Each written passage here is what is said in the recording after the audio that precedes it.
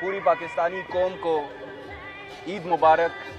सिवाय फॉर्म 47 के MPAs, MNAs, उनको लाने वालों के अलावा पूरी कौम को ईद उल फितर की मुबारकबाद हो। ईद उल फितर के बाद पाकिस्तान तहरीक इंसाफ के कारकुनान और वोटर्स तहरीक का आगाज़ करेंगे, जिसके दो बड़े मकासद होंगे इंशाल्लाह।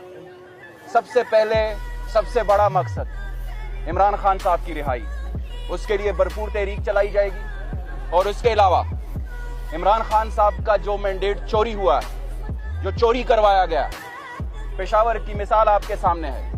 चंद कोड़ियों के एवज जो बड़े बड़े ओहदों पर बैठे हुए हैं, उन्होंने अवाम के मैंडेट को रद्दी की टोकरी में डाला। आज से उनके लिए भी पैगाम है, उनके लाने वालों के लिए भी पैगाम है कि पाकिस्तान तहरीक इंसाफ के कारकुन ना आराम से बैठेंगे और ना आपको आराम से बैठने देंगे।